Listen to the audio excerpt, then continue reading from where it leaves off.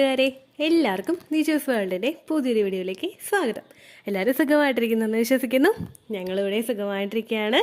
അപ്പോൾ എല്ലാവരും സന്തോഷത്തോടെയും ആരോഗ്യത്തോടെയും ഒക്കെ ഇരിക്കുക കേട്ടോ. ഇന്നത്തെ വീഡിയോയിൽ സംസാരിക്കുന്നത് പ്രഗ്നൻ്റ് ആകുന്ന സമയത്ത് നമ്മുടെ ബെല്ലി ബട്ടണിന്, അതായത് നമ്മുടെ പൊക്കിളിൽ സംഭവിക്കുന്ന 6 മാറ്റങ്ങളെ പറ്റിയിട്ടാണ്. പ്രഗ്നൻ്റ് ആകുന്ന സമയത്ത് ഓരോ ശരീര ഭാഗങ്ങളിലും ഡിഫറെൻ്റ് ആയിട്ടുള്ള ലക്ഷണങ്ങൾ ഉണ്ടാകും. ഒരു സ്ത്രീക്ക് ഫസ്റ്റത്തെ പ്രഗ്നൻസിയിലുണ്ടായ ലക്ഷണമായിരിക്കില്ല സെക്കൻഡ് പ്രഗ്നൻസിയിലുണ്ടാകുന്നത്. അതുപോലെ തന്നെ കൂടപ്പിറപ്പുകൾക്കാണെങ്കിലും ഒരു ചേച്ചിക്ക് ഉണ്ടാകുന്ന ലക്ഷണമായിരിക്കില്ല അനിയത്തിക്ക് ഉണ്ടാകുന്നത്. ഇവർക്ക് 2 പേർക്കും ഉണ്ടായ ലക്ഷണങ്ങളായിരിക്കില്ല നിങ്ങളുടെ അമ്മയ്ക്ക് ഉണ്ടായത്.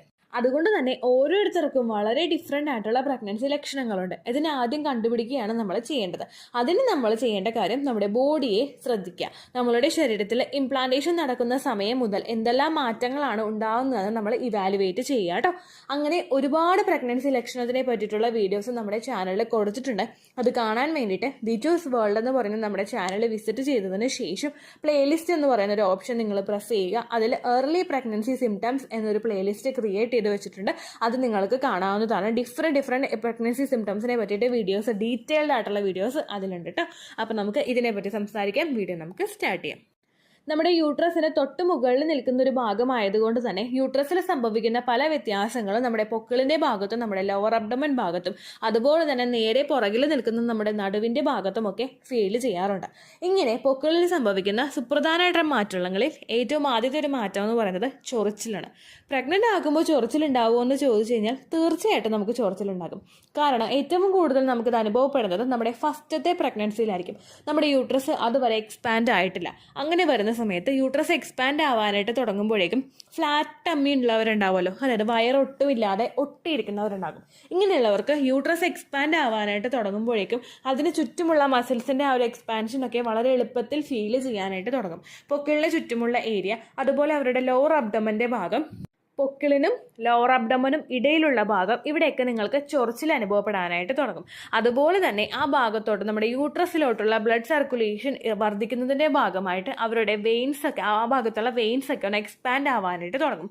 ഇതിൻ്റെ ഭാഗമായിട്ടും നമുക്ക് നമ്മുടെ നേവൽ പോർഷനിൽ, നമ്മുടെ പൊക്കിളിൻ്റെ ഭാഗത്ത് ചൊറിച്ചിൽ അനുഭവപ്പെടാനായിട്ട് സാധ്യതയുണ്ട് കേട്ടോ. അങ്ങനെ നിങ്ങൾ ചൊറിച്ചിലൊക്കെ അനുഭവപ്പെടുമ്പോഴേക്കും എന്തെങ്കിലും ലോഷൻ നിങ്ങൾ അപ്ലൈ ചെയ്ത് കൊടുക്കുക. അല്ലെങ്കിൽ അങ്ങനെ ഒരു ലോഷനും കയ്യിലില്ലെങ്കിൽ കോക്കനട്ട് ഓയിലാണെങ്കിൽ നിങ്ങൾ അപ്ലൈ ചെയ്ത് കൊടുത്തു കഴിഞ്ഞാൽ ഒരു ആശ്വാസം നിങ്ങൾക്ക് കിട്ടും കേട്ടോ. രണ്ടാമതായിട്ട് സംഭവിക്കുന്ന ഒരു ബുദ്ധിമുട്ട് കുത്തി വേദന വരികയാണ്. പൊക്കിളിൻ്റെ അവിടെ വേദന എടുക്കുക എന്ന് പറയില്ലേ, ആ ബുദ്ധിമുട്ട്. ശരിക്കും നമുക്ക് വേദന ഉണ്ടാകുന്നത് ഏറ്റവും കൂടുതൽ ആ യൂട്രസ് എക്സ്പാൻഡ് ആകുമ്പോൾ ആ ഭാഗത്തൊക്കെ ആയിരിക്കും. പക്ഷേ അതിൻ്റെ ഒരു പ്രഷർ നമുക്ക് കൂടുതലായിട്ട് വരുമ്പോഴേക്കും നിങ്ങൾക്ക് ആ പൊക്കിളിൻ്റെ ഭാഗത്തും വളരെ കുത്തിയായിട്ടുള്ള വേദന അനുഭവപ്പെടുന്നു. നമുക്ക് പ്രഗ്നൻ്റ് ആകുന്ന സമയത്ത്, അതായത് ഇംപ്ലാന്റേഷൻ നടക്കുന്ന സമയം മുതൽ തന്നെ കുത്തുന്നത് പോലെയും കൊളുത്തി വലിക്കുന്നത് പോലെയൊക്കെ ഉള്ളൊരു വേദന വയറിൽ ഫീൽ ചെയ്യാറില്ലേ. ഇതിൻ്റെ ഒരു സെൻസേഷൻ നമുക്ക് പൊക്കിളിൻ്റെ ഭാഗത്തും അനുഭവപ്പെടുകയാണ് ചെയ്യുന്നത് കേട്ടോ. മൂന്നാമതായിട്ടുണ്ടാകുന്ന ഒരു മാറ്റം എന്ന് പറയുന്നത് നമ്മുടെ ബെല്ലി ബട്ടന് ഉണ്ടാകുന്ന വര. നമ്മുടെ ബെല്ലി ബട്ടനെ ക്രോസ് ചെയ്തിട്ട് ലോവർ അബ്ഡമൻ ഭാഗത്തും അടിവയറിന്റെ ഭാഗത്തും അതുപോലെ തന്നെ നമ്മുടെ ബ്രസ്റ്റിന് ഏകദേശം അടുക്കെയുള്ള ആ ഒരു ഭാഗത്തും ഒക്കെ ഒരു വര വരാറുണ്ട്, കറുത്ത വര. ലീനിയ നീഗ്ര എന്നാണ് ഈ വരയുടെ പേര്. പ്രഗ്നന്റ് ആകുന്ന ഒട്ടുമിക്ക സ്ത്രീകൾക്കും ഉണ്ടാകുന്ന ഒരു വരയാണിത്. ചിലർക്ക് സെക്കൻഡ് ട്രൈമസ്റ്റർ ഒക്കെ ആവുന്ന സമയത്തായിരിക്കും ഇങ്ങനെ ഉണ്ടാകുന്നത്. ചിലർക്ക് നോർമലി ഫസ്റ്റത്തെ ട്രൈമസ്റ്ററിൽ തന്നെ ഇതിന്റെ കളർ കൂടുതലായിട്ടും വരാനായിട്ട് തുടങ്ങും. നമുക്ക് ചില ആളുകൾക്കൊക്കെ ഓൾറെഡി ഇതുള്ളതാണ്. അതുകൊണ്ട് തന്നെ നമ്മൾ ചെറുതായിട്ട് കുറച്ചൊന്ന് ഡാർക്കായിട്ട് വരുന്നത് ഈ പ്രഗ്നൻസി സമയത്ത് ഫീൽ ചെയ്യാം കേട്ടോ. ഫസ്റ്റ് പ്രഗ്നൻസിയിൽ ഇതുള്ളവർക്ക് ഇതിപ്പോൾ ലൈറ്റ് ആയിട്ടായിരിക്കും ഈ ഒരു വര കാണുന്നത്. ഇനി അത് പ്രഗ്നന്റ് ആകുന്ന സമയത്ത്, നിങ്ങൾക്ക് സെക്കൻഡ് പ്രഗ്നന്റ് ആകുന്ന സമയത്ത് ആ വര കുറേയും കൂടി ഡാർക്കായിട്ടും അനുഭവപ്പെടും കേട്ടോ. ഇത് പൊക്കിളിലുണ്ടാകുന്ന ഒരു മാറ്റമാണ്. നാലാമത്തെ ഒരു ചേഞ്ചസ് എന്ന് പറയുന്നത് നമ്മുടെ ബെല്ലി ബട്ടൺ ഭയങ്കര ഹാർഡായിട്ട് അനുഭവപ്പെടുക. നമുക്ക് പൊക്കിളിൻ്റെ അവിടെ തൊടുമ്പോൾ തന്നെ ഭയങ്കര ഒരു കട്ടിപ്പ്, അതായത് ഒരു കല്ലപ്പ് നമുക്ക് അനുഭവപ്പെടുക. ഏകദേശം ബ്ലോട്ടിംഗ് എന്നൊക്കെ പറയില്ലേ, നമ്മുടെ വയറിങ്ങനെ നീര് വീഴുന്ന സമയത്തോ അല്ലെങ്കിൽ വയറിലെ ഭക്ഷണം ദഹിക്കാതെ കിടക്കുന്ന സമയത്തോ വയറ് ഗ്യാസ് വന്ന് തിങ്ങി നിൽക്കുന്ന സമയത്തോ ഒക്കെ ആയിരിക്കും നമുക്കിത് അനുഭവപ്പെടുന്നത്. നോർമൽ ഈ വീഡിയോ കേട്ടുകൊണ്ടിരിക്കുമ്പോൾ നിങ്ങൾ നിങ്ങളുടെ വയറൊന്ന് ഞെക്കി നോക്കിക്കേ, ബെല്ലി ബട്ടൻ്റെ അവിടെ ഒന്ന് ഞെക്കി നോക്കിക്കേ, അത് ഉള്ളിലോട്ട് പോകുന്നത് നിങ്ങൾക്ക് നല്ലോണം ഫീൽ ചെയ്യില്ലേ. പക്ഷെ ഗ്യാസ് വന്ന് തിങ്ങി നിൽക്കുന്ന സമയത്ത് നിങ്ങളതൊന്ന് ഞെക്കി നോക്കിയേ, അത്ര എളുപ്പത്തിൽ അതങ്ങോട്ട് ഉള്ളിലോട്ട് പോവില്ല. ഇത് കണ്ടിന്യൂസ് ആയിട്ട് നിങ്ങൾക്ക് ഇത് അനുഭവപ്പെടുകയാണെങ്കിൽ, ഇപ്പോൾ ഒരു ദിവസം നിങ്ങൾ ഗ്യാസ് ഫോം ചെയ്യുന്ന എന്തെങ്കിലും ഭക്ഷണം കഴിച്ചു, അല്ലെങ്കിൽ നിങ്ങൾ കുമ്പിട്ട് നിവർന്ന് ഒരുപാട് ജോലികൾ ചെയ്തപ്പോൾ വയറ് നീര് വീണു, അങ്ങനെയൊക്കെ വരുമ്പോഴേക്കും നിങ്ങൾക്ക് ഇത് ഒരു തവണ ഉണ്ടാവുന്നതൊക്കെ നോർമലാണ്. പക്ഷേ കണ്ടിന്യൂസ് ആയിട്ട് ഈ ഒരു ബുദ്ധിമുട്ട് നിങ്ങൾക്ക് വരുന്നുണ്ടെങ്കിൽ, ബെല്ലി ബട്ടൻ്റെ അവിടെയൊക്കെ പ്രസ് ചെയ്ത് നോക്കുമ്പോൾ ഭയങ്കര ഹാർഡായിട്ട് നിങ്ങൾക്ക് ഫീൽ ചെയ്യുന്നുണ്ടെങ്കിൽ അത് പ്രഗ്നൻ്റ് ആയതിൻ്റെയും കൂടി ഒരു സൂചനയാവും കേട്ടോ.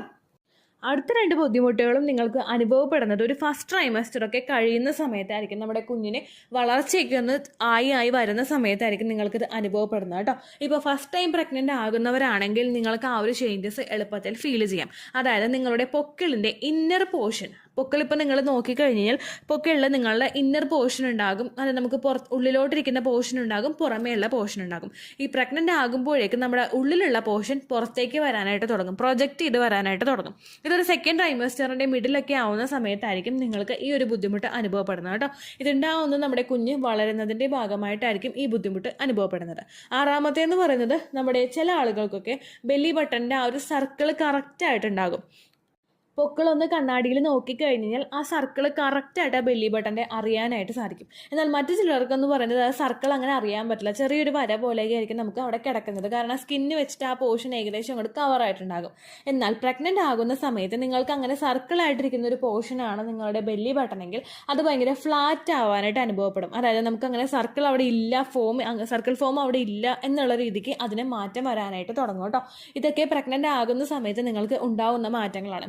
ഞാൻ പറഞ്ഞ ബാക്കിയുള്ള ലക്ഷണങ്ങളൊക്കെ നിങ്ങൾക്ക്, അതായത് ലാസ്റ്റ് പറഞ്ഞ 2 ലക്ഷണങ്ങളൊക്കെ നിങ്ങൾക്ക് ലാസ്റ്റത്തെ ട്രൈമസ്റ്ററിലും സെക്കൻഡ് ട്രൈമസ്റ്ററിൻ്റെ ആ ഒരു തുടക്കത്തിലുമൊക്കെ ഉണ്ടാവുന്ന കാര്യങ്ങളാണെങ്കിലും ആദ്യം പറഞ്ഞിരുന്ന ആ 4 ലക്ഷണങ്ങൾ വളരെ എളുപ്പത്തിൽ നിങ്ങൾക്ക് ഫസ്റ്റ് ട്രൈമസ്റ്ററിൽ തന്നെ ഫീൽ ചെയ്യുന്ന, ഏകദേശം നമുക്ക് പീരിയഡ്സ് ഡേറ്റ് മിസ്സാകുന്ന അടുപ്പിച്ച് തന്നെ നിങ്ങൾക്ക് ഫീൽ ചെയ്യുന്ന ലക്ഷണങ്ങളാണ്. ഈ ലക്ഷണങ്ങൾ കാണുന്നുണ്ടെങ്കിൽ നിങ്ങൾ ശരീരം മസ്റ്റായിട്ടും ശ്രദ്ധിക്കുക കേട്ടോ.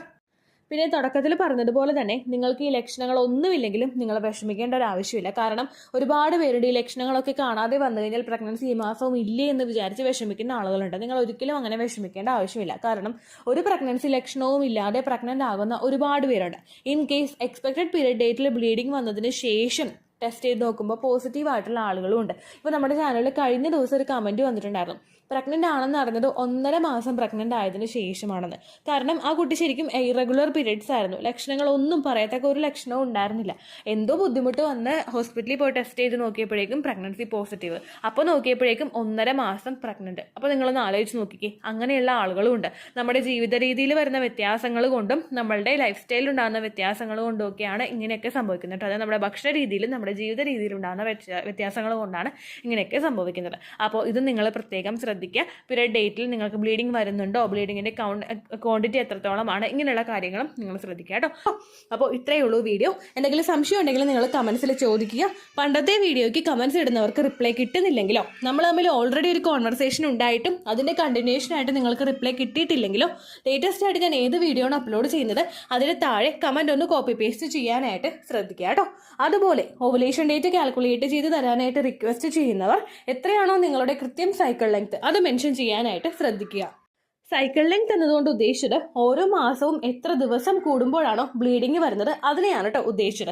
അതായത് ജനുവരിയിൽ നിങ്ങൾക്ക് ഒരു 1-ാം തീയതിയാണ് ബ്ലീഡിങ് വന്നതെങ്കിൽ, ഫെബ്രുവരിയിൽ നിങ്ങൾക്ക് 2-ാം തീയതിയാണ് ബ്ലീഡിങ് വരുന്നതെങ്കിൽ, ജനുവരി 1-നെ ഡേ 1 ആയിട്ടെടുത്ത് ഫെബ്രുവരി 2 വരെ എത്ര ദിവസമുണ്ടോ അത് എണ്ണി പറയുന്നതാണ് സൈക്കിൾ ലെങ്ത് എന്നതുകൊണ്ട് ഉദ്ദേശിച്ചത് കേട്ടോ. ബ്ലീഡിങ് നടന്ന ദിവസം നിങ്ങൾ എടുത്താൽ മതിയാകും. സ്പോട്ടിങ് നടന്ന ദിവസം, അതായത് ചെറുതായിട്ടുള്ള ബ്രൗൺ ഡിസ്ചാർജോ ബ്രൗൺ കളറുള്ള സ്പോട്ടിങ്ങോ വന്ന ദിവസം നിങ്ങൾ എടുക്കേണ്ട ആവശ്യം ഇല്ല കേട്ടോ. അപ്പോൾ ഇതുപോലെ തന്നെ നിങ്ങൾ ശ്രദ്ധിക്കുക. സൈക്കിൾ ലെങ്ത് ചോദിക്കുന്ന സമയത്ത് എന്നാണോ ഡേറ്റ് അത് നിങ്ങൾ മെൻഷൻ ചെയ്യാതിരിക്കുക. അതായത് ചില ആളുകൾ ജനുവരി 16, ഫെബ്രുവരി 14 അങ്ങനെ പറയും. അങ്ങനെ പറഞ്ഞുകൊണ്ട് കാര്യമില്ല കേട്ടോ. അപ്പോൾ ഇത്രയേ ഉള്ളൂ വീഡിയോ. അടുത്തൊരു യൂസ്ഫുൾ വീഡിയോ ആയിട്ട് നമുക്ക് വീണ്ടും കാണാം. ബൈ.